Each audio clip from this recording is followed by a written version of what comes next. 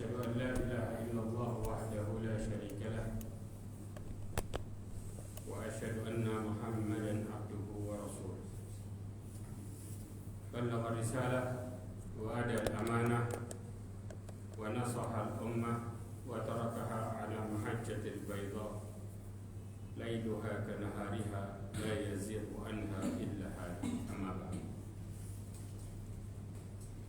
Ma'asyiral muslimin rahimani wa rahimakumullah jami'an.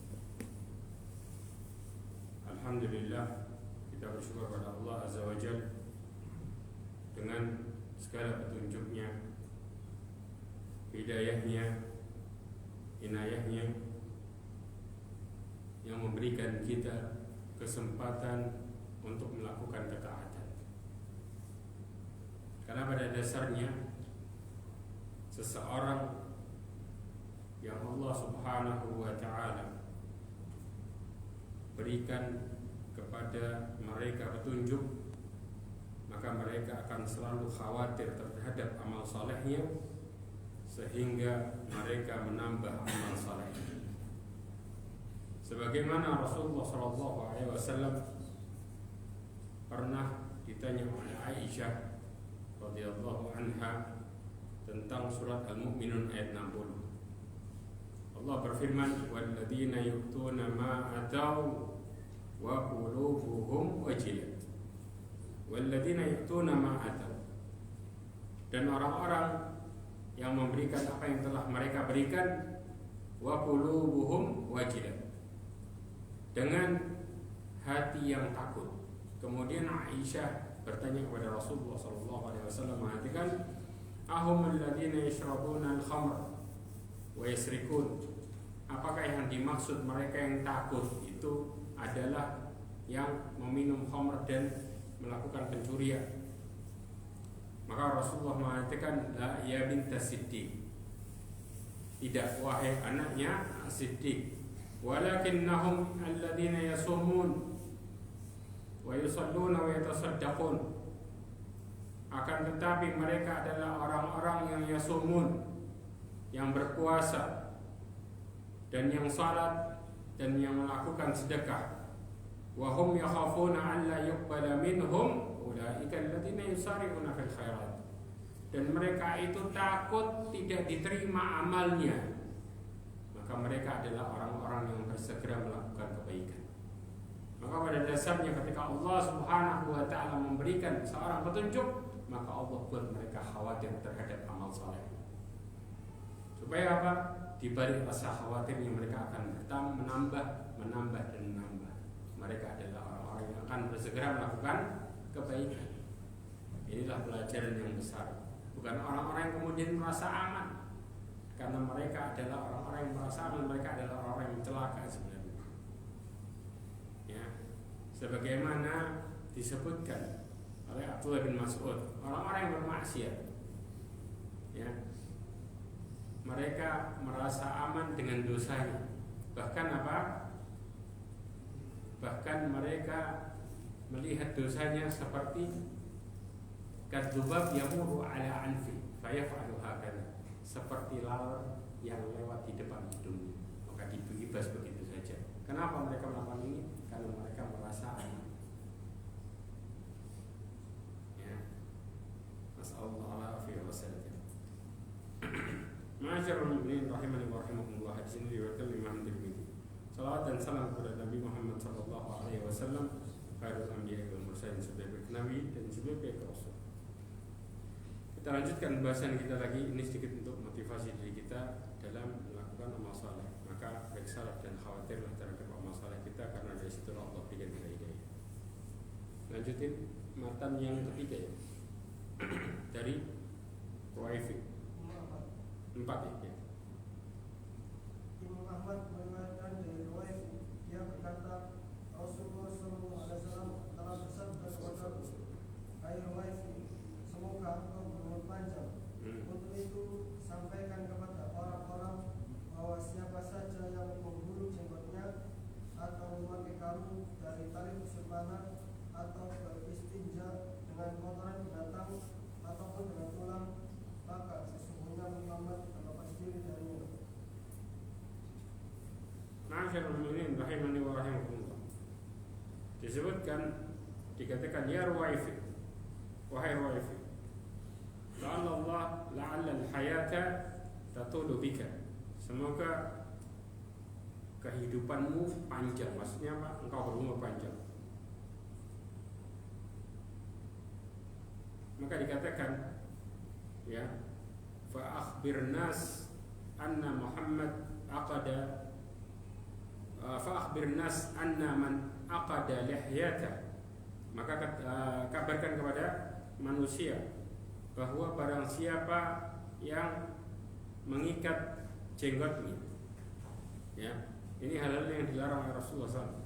Wa taqallada witra, ya, taqallada ini al-qiladah itu artinya apa? Kalung. Mereka berkalung dengan witr. Witr itu busur panah yang usang, yang sudah tua. Kita sudah bahas kemarin, ya. Au istanja biraji dabah au admin, ya. Atau beristinja dengan apa? Dengan kotoran binatang, ya. Yang disebut dengan kotoran himak istilahnya, rolf, ya, dan juga dengan tulang, ya. Maka ketika ini terjadi dikatakan fa inna Muhammadan bari'um minhu, karena kalau ini hampir terjadi maka Rasulullah SAW berlepas diri darinya. Yang pertama, menggulung jenggot. Di antara yang dilarang, kenapa? Di dalam Taisir Azizil Hamid, syarah kitab Tauhid, ya, disebutkan tatkala perang orang-orang ajam, orang-orang kafir seperti Persia dan Romawi yang punya kebiasaan yang seperti ini, mereka mengikat jenggot mereka sebagai bentuk kesombongan. Ya, kadang-kadang diapain? Zaman sekarang ada yang dikepang macam-macam betulnya. Ya, model-model seperti ini perkara yang dilarang. Kenapa? Yang pertama, ya, itu merupakan tasyabuh bil kufar, ya, meniru orang-orang kafir karena kebiasaan mereka itu kalau kita bilang apa ya, kayak mengikat jenggotnya dengan cara macam-macam, ya.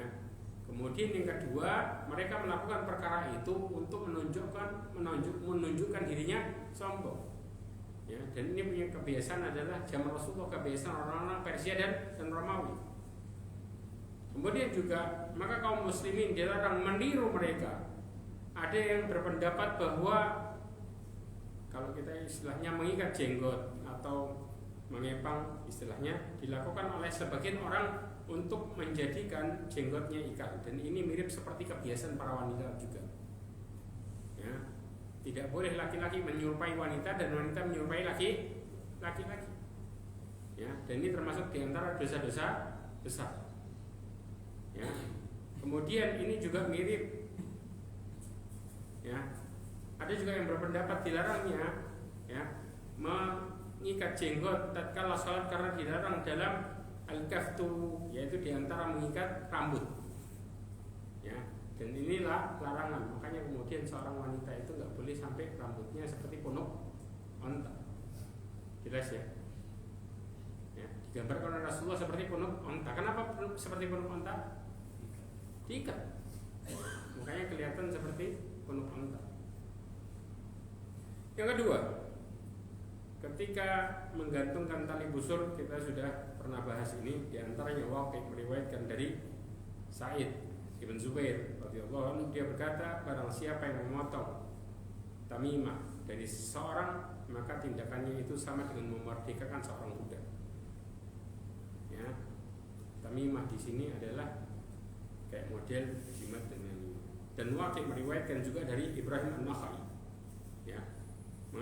Dia berkata, para sahabat membenci segala bentuk tamimah, baik dari Al-Quran ataupun bukan dari ayat-ayat Al-Quran. Akan tapi para ulama sepakat apabila jimat tersebut ternyata isinya ayat-ayat Al-Quran, akan tapi dicampurkan dengan angka-angka atau huruf-huruf yang gak jelas tadi, ya, tertentu, maka dengan sesuatu yang tidak dimengerti maknanya, maka ini dilarang, walaupun hanya sekedar satu kata sekalipun. Ya, kenapa? Karena ini mengandung kesyirikan. Jadi dari sekian banyak kebenaran ada satu aja suatu kebatilan, maka itu termasuk batil. Karena syaitan, talbisul iblis, ingat ya ikhwan.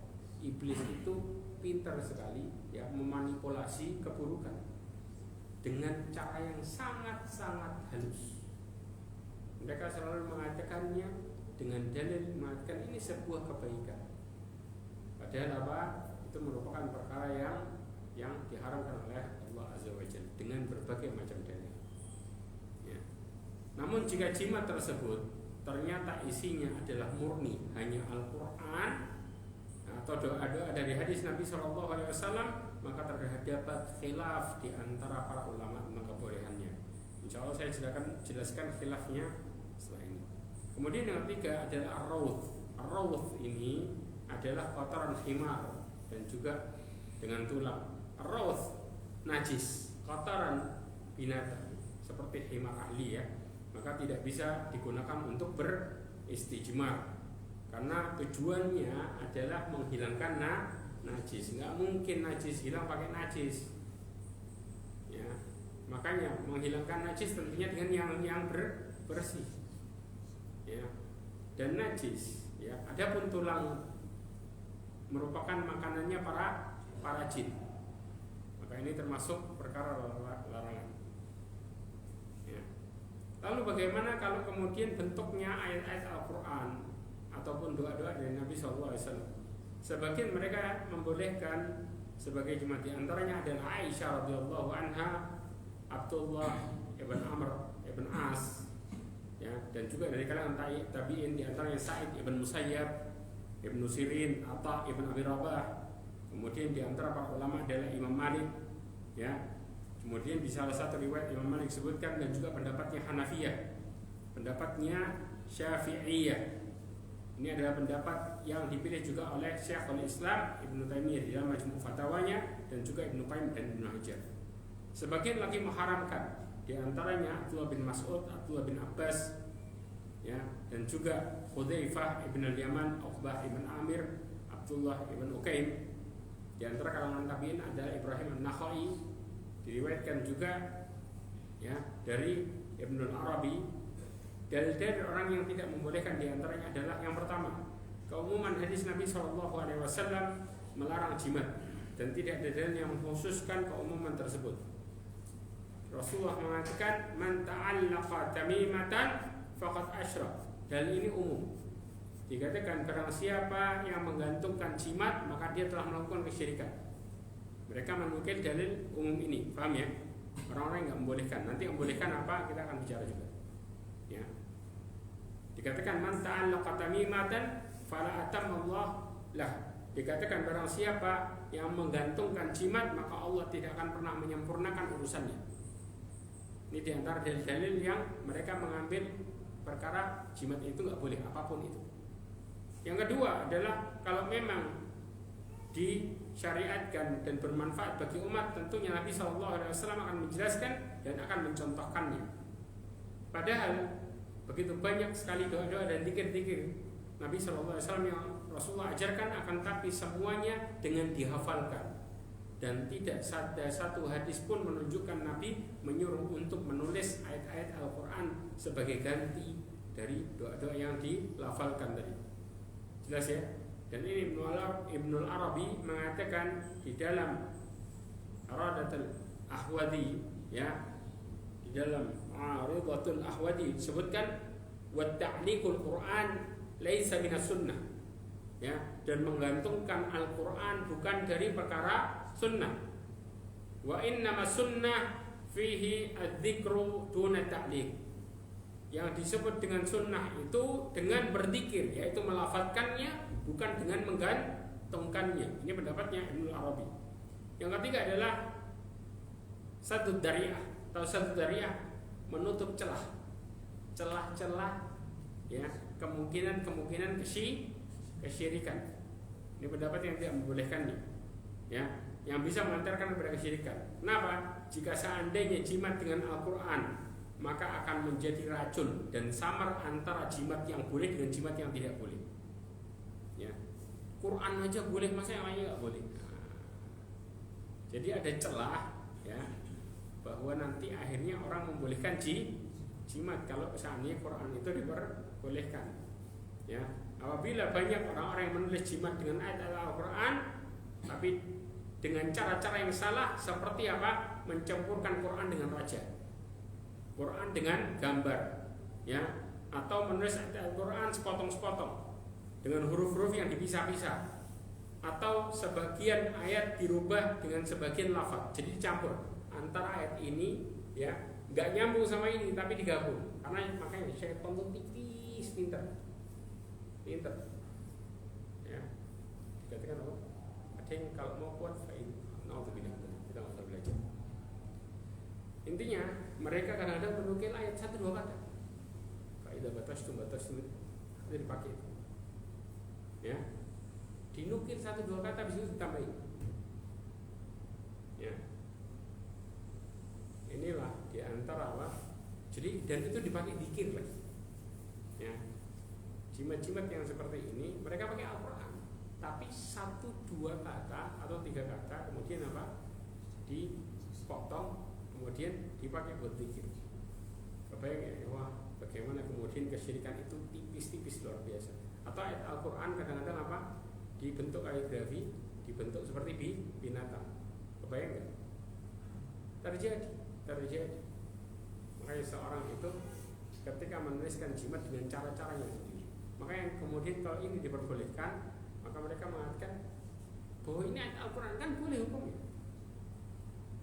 Jelas di sini, ya. Makanya banyak sekali kondisi-kondisi ini yang terjadi di kalangan orang awam ketika mereka melihat perkara ini. Dan ini disebutkan di dalam kitab Ma'arijul Qabul, ya. Sedangkan sebagian dai mendapati jimat yang ditulis dengan ayat kursi tapi ditulis dengan cara terbalik. Di sela-selanya terdapat nama-nama jin dan syaitan. Itu bisa bayangin, pakai ayat kursi tapi ayatnya dipotong, taruh tengahnya nama yang aneh.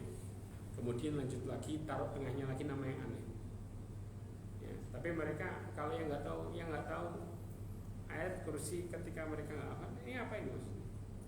Ketika mereka hafal dia sadar. Namun ketika yang enggak, oh Al-Quran, oh iya, ini ayat kursi, awalnya aja dia hafal, ya. Ini perkara bagaimana talbis itu luar biasa. Bahkan salah seorang, ya, dikisahkan ada orang-orang yang dari Afrika ketika mereka berdakwah ternyata mendapati kaum muslimin memakai jimat. Maka kemudian mengumpulkan mereka semua dengan mengatakan siapa yang membuka jimatnya di dalamnya benar-benar murni ayat Al-Quran, maka dia akan diberi hadiah. Ini sayembaranya, ya. Mereka pun bersemangat untuk membuka jimat-jimatnya. Ternyata semua isi jimat mereka bermasalah. Ada yang ayat-ayat tertulis terbalik, ada yang ditulis di kulit bangkai, ada yang ditulis dengan darah, ada yang ditambah lagi dengan raja. Bahkan kejadian sebuah kisah orang Indonesia, pembantu Indonesia, ketika dia menyihir tuan rumahnya, yang disihir karena dia senang sama tuan rumahnya, sama anak-anaknya, nggak tahu, ya. Terjadi sebuah kejadian di mana dia sihir, kemudian setelah itu keluarga itu bermasalah. Akhirnya diruya oleh seseorang dan dia cari pukulnya di mana. Subhanallah, ketemu di kamar mandi, ya, ada tulisan ayat Al-Quran, ayat kursi, pakai apa? Pakai darah haid, ditulis di situ, ya. Kemudian ditaruh di kamar mandi lagi. Karena pada dasarnya sihir itu terjadi ketika syaitan melihat kita menghinakan Quran semakin kuat, maka sihir itu mereka akan semakin senang dan berjalan. Bahkan ada sampai sebuah kejadian, ada seorang disebutnya istilahnya sebagai kiai, naudzubillah, ya. Kemudian dia punya satu kamar yang nggak boleh dibuka. Setelah dia meninggal, kamar itu dibuka. Ternyata isinya apa? Bentuk kloset. Kemudian di tempat kakinya ada 2 Quran. Jadi caranya dia bagaimana? Ya, dia berdiri di kloset itu, kemudian dia berdiri di atas Quran lagi. Dan ini realita, ya. Makanya bagaimana seseorang, ya, kemudian bermain-main dengan perkara-perkara ini, ya. Mereka berdiri dengan Quran tapi naudzubillah syaitan, ya, itu dengan caranya sendiri, ya, supaya seseorang itu jauh dari agamanya. jauh dari perkara yang hak. Bahkan mereka memanipulasi dengan setipis mungkin supaya orang nggak sadar kalau itu kebatilan. Ya. Ada juga Syekh Abdul Razak mengisahkan ya tentang masalah jimat. Ada seorang dai pergi ke kampungnya, ada sebagian orang ya mereka memiliki jimat. Mereka mengatakan bahwa jimat ini sangat bermanfaat untuk menghilangkan gangguan kala jengking ya, dan mereka telah memakainya selama bertahun-tahun. Setelah bertahun-tahun akhirnya ada yang mengecek jimatnya. Tahu isinya apa? Isinya mengatakan di dalam jimat itu dengan tentunya dengan huruf raja. Setelah diterjemahkan maka artinya adalah aku telah mengambil uang kalian. Kebayang rasa sakit hatinya? Satu kampung ditipu sama satu orang. Tulisannya bukan doa, bukan apa. Aku telah mengambil uang kalian. Bayangin ya. Bagaimana kejahilan itu bisa terjadi. Orang nggak paham. Pokoknya ini berkah. Nah nanti insya Allah di bab setelah ini habis kita akan bahas bagaimana kemudian seseorang salah kaprah tentang masalah keberkahan. Bagaimana keberkahan itu kita harus luruskan dengan baik ya. Kemudian juga ada pendapat ulama-ulama yang memperbolehkan. Di antaranya ya Nabi SAW bersabda yang membolehkan mengambil hadis riwayat Imam Ahmad ya, dengan hadis Hasan al-Ghairihi dikatakan man ta'allaqa syai'an wukila ilaih. Barang siapa yang menggantungkan sesuatu maka dia akan disandarkan kepadanya. Kalau dia menggantungkan Quran ya sebagai jimat maka sesungguhnya dia telah disandarkan dengan Al-Quran. Ini orang yang berpikir membolehkan. Karena Rasulullah mengatakan secara umum man ta'allaqa syai'an wukila ilaih. Paham ya? Barang siapa menggantungkan sesuatu dia akan disandarkan dengan sesuatu tersebut. Kalau ayat Al-Quran berarti dia disandarkan dengan ayat Al-Quran ya. Kemudian jika seseorang ya, maka kalau kita lihat ya, memang benar Quran merupakan firman Allah Azza wa Jalla. Apabila jimat tersebut dari Al-Quran maka mereka menjadi sandarannya adalah Allah Azza wa Jalla. Akan tetapi cara mengobati menggunakan Quran harus berdasarkan cara yang dijelaskan oleh dalil. Sedangkan cara pengobatan dengan Al-Quran mempunyai dalil dengan dibaca, yaitu dengan diruqyah. Kalau memang dengan menggantungkan sudah cukup maka tidak perlu lagi membaca doa dan zikir pagi petang. Betul enggak? Bapaknya cukup apa? Cukup ditempelin jimatnya aman, dibawa kemana-mana zikir pagi petang. Ini diantara orang-orang yang membantah perkara ini. Jelas ya. Maka kemudian demikian juga kita nggak perlu juga membaca zikir sebelum tidur. Tempelin zikir sebelum tidur selesai. Ya kan? Ya. Dalil yang kedua. Jadi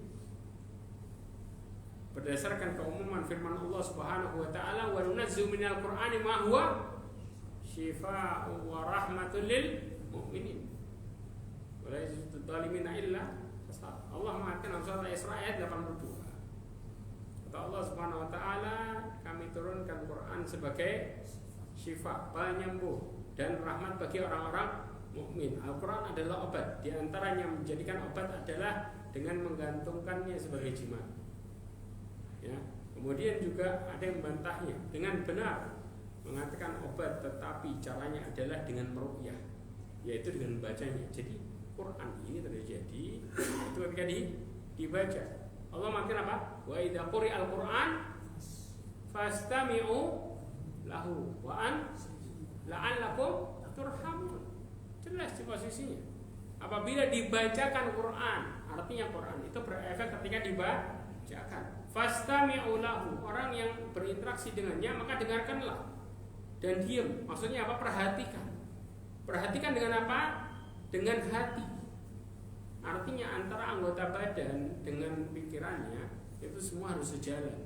Nggak boleh ada yang lalai sama sekali.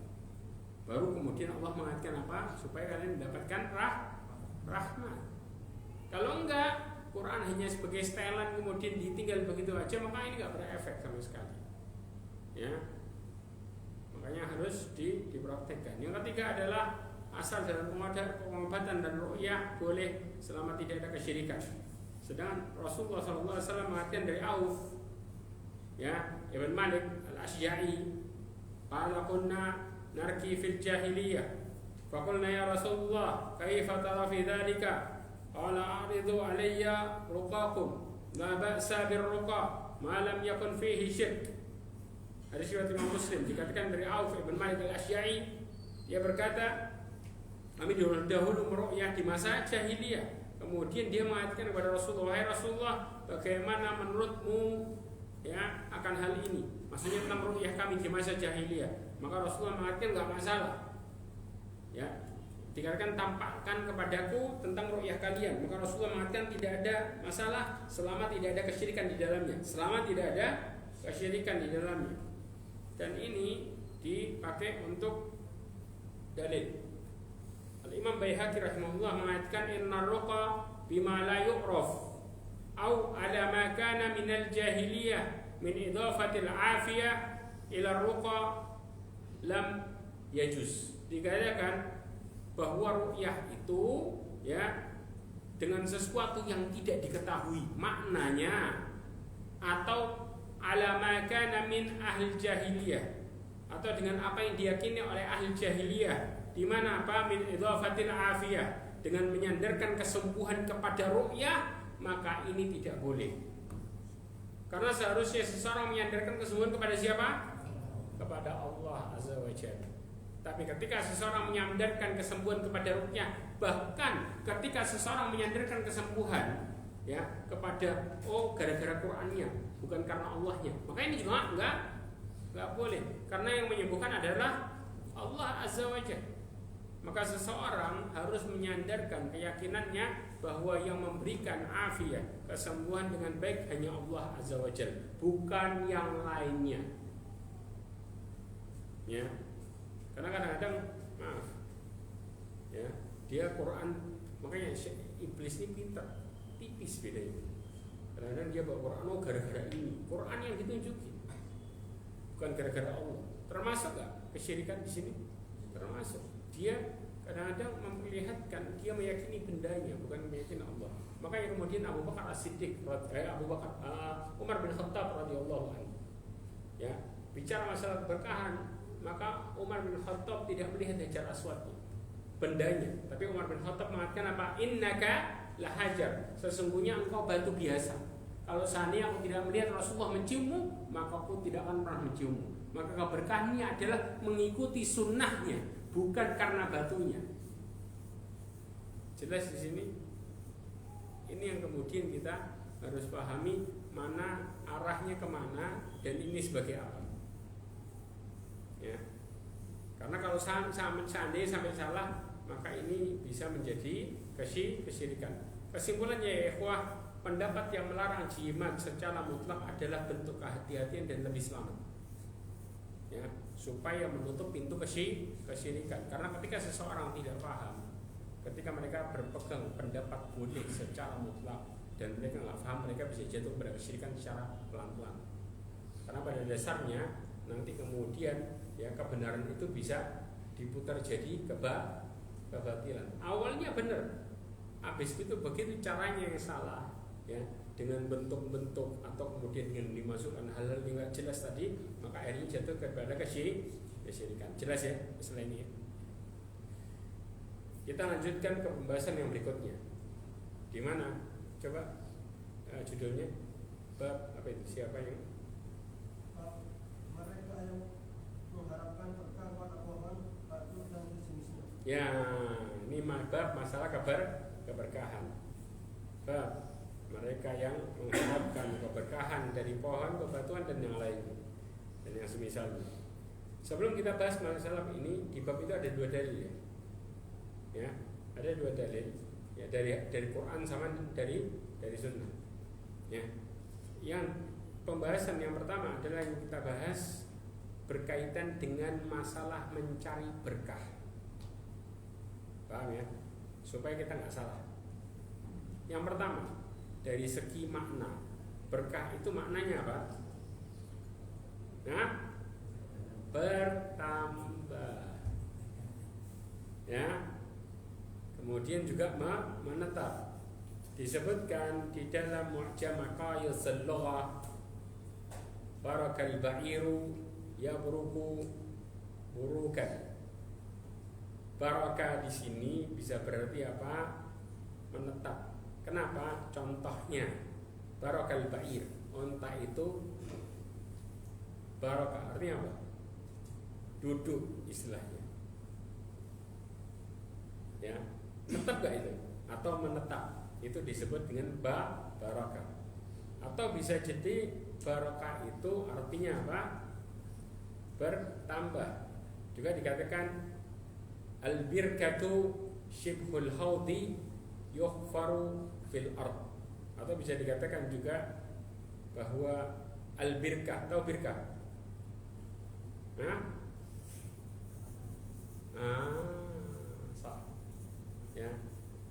Kamar mandi, kalau kita mengistilahkan kamar mandi ya, sebenarnya birkah itu seperti danau yang digali di bumi. Nambah nggak tuh? Ya kan? Banyak nggak? Tambah banyak. Nah, itu istilahnya. Maka diambil dari kata-kata ini. Makanya disebut dengan apa? Al-birkah. Ya, kenapa? Karena airnya netap danaunya, airnya banyak, istilahnya itu. Jadi berkah itu bisa arti kebaikan yang bertambah, ya, banyak dan juga menetap. Kemudian keberkahan yang kedua kaidahnya adalah keberkahan seluruhnya di tangan Allah, bukan di tangan manusia. Ini kita harus pahami. Karena seseorang sering salah dalam persepsi berkah karena main tebak-tebakan. Tahu main tebak-tebakan? Ini kayaknya berkah. Nggak ada bukti, nggak ada apa, main kayaknya semua. Di sini mulai muncul salah kaprahnya di sini. Padahal yang menentukan berkah tidaknya siapa? Allah Azza wa Jalla. Apa dalilnya? Kita sebutin banyak dalil. Kita mau berapa dalil? Mau 3, mau perkataan banyak. Yang pertama kita sebutkan dalam surah Al-Imran ayat 26. Allah berfirman apa? Biyadikal khair innaka ala kulli syai'in qadir. Di tangan Allah lah segala kebaikan. Ya, sesungguhnya Allah Maha Kuasa atas segala sesuatu. Ya, atau ya disebutkan di dalam tafsir At-Tabari menjelaskan biyadikal khair ay kullu dzalika biyadika wa ilaik. Ya, bahwa segala sesuatu kebaikan itu hanya ada di tangan Allah dan kembalinya juga kepada Allah Azza wa Jalla. Ya, la yaqdiru ala dzalika ahad. Enggak ada satu orang pun yang bisa menghendaki menguasai perkara itu. Jelas?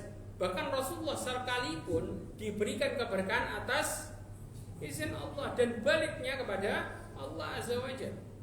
Ya, li'annaka ala kulli syai'in qadir, karena sesungguhnya engkau terhadap segala sesuatu menguasai. Ya. Kemudian duna sa'ir khalqihi, ya, selain para makhluknya, waduna man ittakhadahu musyrikuna min ahli kitab, ya, dan juga selain kalangan ahli kitab dan juga orang-orang dari kalangan orang-orang musyrik, ya, wal ummiyina minal arab, musyrik Arab, seperti ya terjadi pada Nabi Isa. Wa rabbama ya'budunahu min duni, dan orang-orang yang menyembah selainmu, kal Masih wa andadillati ittakhadhaha al-ummiyuna rabba, ya, yang menjadikan apa sesembahan selain. Kemudian juga di antara kebaikan yaitu kenikmatan, ya, ini menunjukkan bahwa semuanya dari Allah Azza wa Jalla. Wa ma bikum min ni'matin fa min Allah. Allah mengatakan dalam surat An-Nahl ayat 53, apa saja nikmat yang ada padamu maka semua dari Allah Azza wa Jalla. Keberkahan itu nikmat bukan? Maka sumbernya dari mana? Dari Allah Subhanahu wa taala. Allah juga mengatakan dalam surat Al-Imran ayat 73, qul innal fadla biyadillah yu'tihi may yasha wallahu wasi'un 'alim. Allah mengatakan surat Al-Imran ayat 73, katakanlah sesungguhnya karunia itu ada di tangan Allah. Allah memberikan kepada hambanya dengan sekehendak Allah, bukan sekehendak hambanya, sekehendak Allah. Makanya kadang-kadang seseorang mengatakan, oh ini keberkahan dari fulan. Siapa yang ngomong fulan? Gak bisa. Karena yang menentukan iya dan tidaknya kebaikan itu adalah Allah Azza wa Jalla, bukan makhluknya. Bahkan Rasulullah SAW tidak bisa menentukan ketika itu tidak diwahyukan oleh Allah Azza wa Jalla. Jelas ya di sini? Ya. Allah Subhanahu wa taala Maha luas dan Maha mengetahui. Al-Imam Al-Asari mengatakan waqala Zujaj mengatakan tabaraka yani tafa'ala min al-barakah. Kata-kata tabarak itu adalah timbangan asal, ya, masdarnya dari tafa'ala al-barakah. Kenapa? Karena dikayukan ahlul lughah wa nahwiha ruwiyan Ibnu Abbas, diriwayatkan dari Ibnu Abbas, artinya keberkahan adalah al-kathratu fi kulli khair, banyak dalam segala kebaikan. Makanya kemudian Allah juga mengatakan qila ya nuh bisalami minna wa barakatin 'alaika. Ya, Allah mengatakan dalam surat Hud ayat 48, Allah berfirman, wahai Nuh, turunlah dengan selamat dan dengan penuh keberkahan dari kami atasmu. Dari kami, yaitu dari Allah Azza wa Jalla.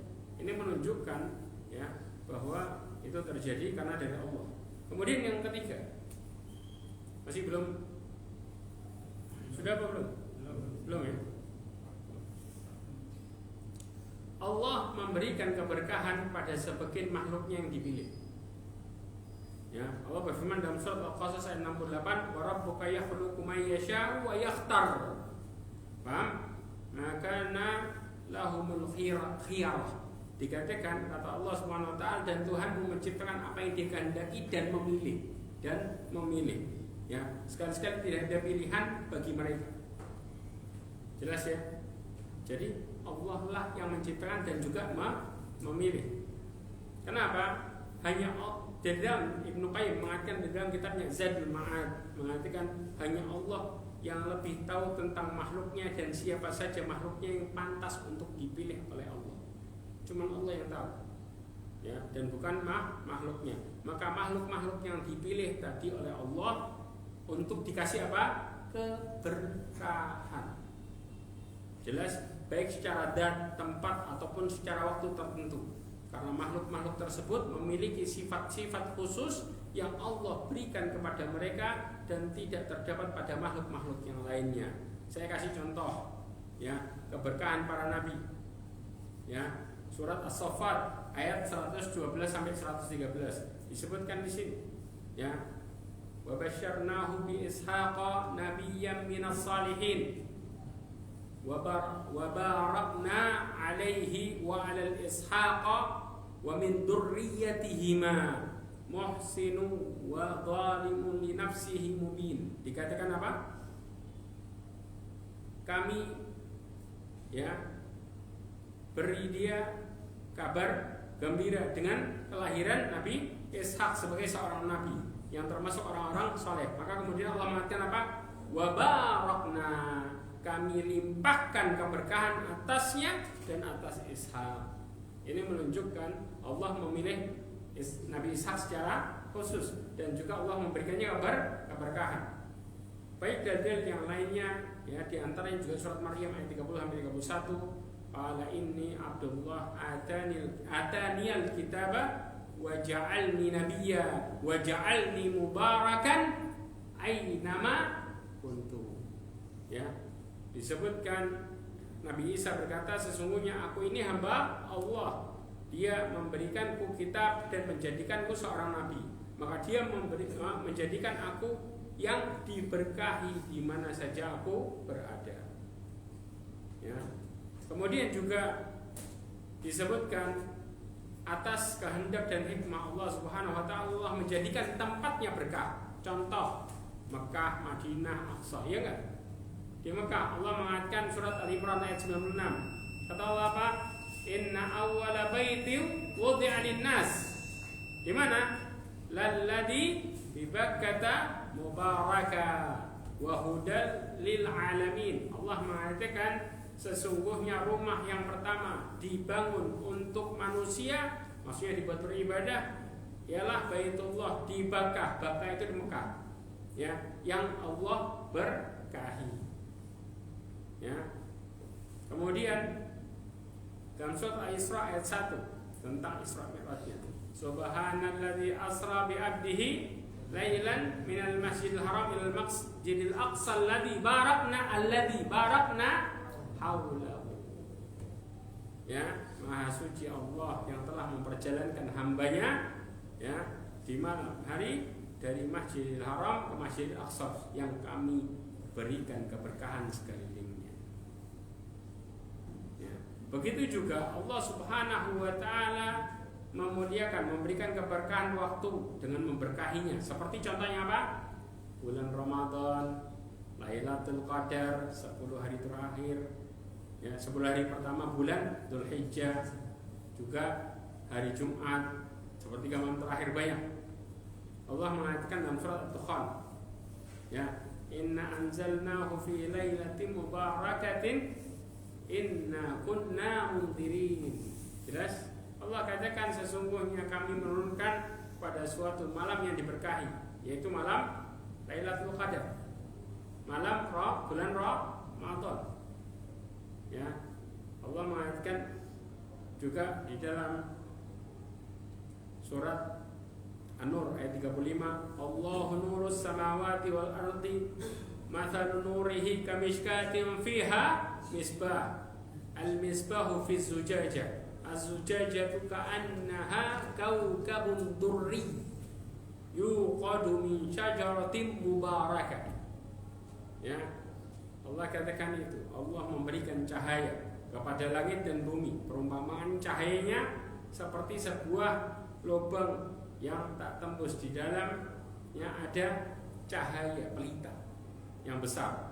Pelita itu di dalam kaca, dan kaca itu seakan-akan bintang yang bercahaya seperti mutiara yang dinyalakan dengan minyak dari pohon yang diberkahi, yang berkah. Paham? Banyak dalil-dalil, ya, perumpamaan seperti perkataan yang baik, ya, seperti pohon yang baik, dan ini disebutkan dalam surat Ibrahim 24 sampai 25, ya. Kemudian juga Rasulullah SAW mengatakan tentang orang Muslim itu sendiri. Kata Rasulullah yang diriwayatkan oleh Imam Bukhari, disebutkan inna min syajari lama barakatuhu ka barakatil muslim. Ya, hiya nakhla. Hadisnya agak panjang, ya. Di sini disebutkan, ya, bahwa sesungguhnya ada sebuah pohon yang keberkahannya seperti keberkahan seorang muslim. Kemudian Rasulullah bertanya, tahu nggak itu apa? Terakhirnya Rasulullah mengatakan dia adalah pohon korma, ya, diumpamakan adalah pohon korma, karena pada dasarnya orang muslim itu bermanfaat bagi dirinya dan juga yang lainnya, maka disebut dengan keberkahan. Paham ya di sini ya? Tapi siapa yang memberikan, yang bisa menjadikan kita bermanfaat bagi diri kita dan yang lainnya? Allah Azza wa Jalla, bukan diri kita sendiri. Berapa banyak orang yang mengatakan kepengen hijrah, tapi bisa hijrah nggak? Nggak nyampe. Karena pada dasarnya yang memberikan hidayah supaya dia bisa berubah adalah Allah Azza wa Jalla. Makanya ketika kita mengandalkan diri sendiri, ya, berupa kepengen hijrah datang ke majelis ilmu dengan terpaksa, apa yang terjadi? Begitu muncul futurnya ditinggalin total sama dia. Balik lagi kepada kehidupannya, merasa hijrah kok tambah berat. Ya karena tambah berat kelihatan peluangnya sendiri. Dalam perkara rezeki, subhanallah, orang-orang yang hijrah kadang-kadang dia nggak berpikir, ya, kenapa dia bisa mengatakan hijrah? Banyak yang terjadi. Contoh XX banget, ya, mereka mengisahkan orang-orang yang balik, ya, putar balik dari hijrahnya dengan cara apa? Sebelumnya dikumpulkan harta banyak-banyak dulu, dibawa usaha kanan kiri ini sudah mapan nih, saya mengatakan saya resign, saya hijrah. Yang dipakai harta harum. Subhanallah, begitu dia mau hijrah, tutup satu habis. Di titik habis, di titik krisisnya, mereka akhirnya nggak kuat, balik lagi.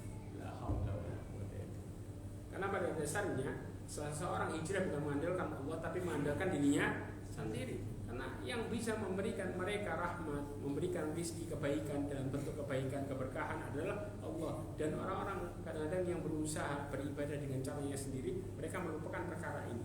Makanya akhirnya apa? Balik kepada kehidupan yang awal. Ya. Kemudian Rasulullah SAW mengatakan contoh waktu yang berkah, ya, yaitu waktu sahur, ya, perbuatan yang berkah. Tasahharu fa inna fis sahuri barakah. Ya, hadis riwayat Imam Bukhari dan Muslim dalam Sahihain sebutkan sahurlah kalian, sesungguhnya dalam sahur itu keberkahan. Ada enggak air yang berkah? Ada. Dikatakan innaha mubarakah wa innaha ta'amun ta'min. Dalam hadis riwayat Imam Muslim disebutkan innaha mubarakah. Yang dimaksud apa? Air Zam-Zam. Dan sesungguhnya air Zam-Zam itu makanan yang mengenyangkan. Yang keempat, nanti kita tutup dengan ini, keberkahan itu terbagi menjadi dua. Ya. Ada dua sisi. Dua-duanya terbagi menjadi dua. Sisi yang pertama, keberkahan itu terbagi dari sisi agama ataupun keberkahan duniawi. Paham ya? Ini harus dipisahkan. Tapi ada yang kemudian bergabung duniawi, iya, agama iya. Ya. Contoh, ada keberkahan yang mencakup duniawi dan juga agama. Seperti apa? Al-Quran, ya, membawa kebaikan dari segi dunia dan juga akhirat. Ya, maka kita diperintahkan untuk taat kepada Nabi yang membawanya, karena membawa keberkahan dari segi dunia dan juga akhirat. Dan keberkahan agama itu, ya, seperti keberkahan murni agama, secara agama, ketika kita, ya, keberkahan Masjidil Haram, Masjid Nabawi dan Masjidil Aqsa. Sedangkan keberkahan duniawi murni seperti apa? Hujan, ya, tumbuh-tumbuhan, kemudian apa? Buah zaitun. Jelas ya? Allah sebutkan semua kan itu. Duniawi bukan itu? Duniawi semua. Ya. Dan juga keberkahan duniawi jika tidak digunakan untuk menjalankan ketaatannya kepada Allah, maka itu akan berubah menjadi kemaksiatan. Karena keberkahan pada hakikatnya akan menjadi anugerah ketika dipakai untuk mendekatkan kepada Allah. Tapi kalau dipakai buat maksiat akan menjadi bencana. Boleh, benar datnya berkah, ya. Contohnya buah zaitun, ya. Tapi buah zaitun ini ketika dijual dengan cara nipu, berkah enggak? Enggak berkah. Ya, ini berkah ini, tapi ditipu orang. Ya, maka kemudian enggak jadi berkah. Zam-zamnya berkah betul, tapi kemudian kita dengan cara yang enggak benar, dia jadi berkah. Jelas? Oh, ini zam-zam nih, ini bagus. Habis didoain sama fulan, akhirnya orang meyakininya karena doanya, bukan karena zam-zam. Na'udzubillah dari, bukan karena Allahnya. Ini yang bahaya ya. Ya, oh manjur, berarti air zam-zamnya. Jadi berkah nggak?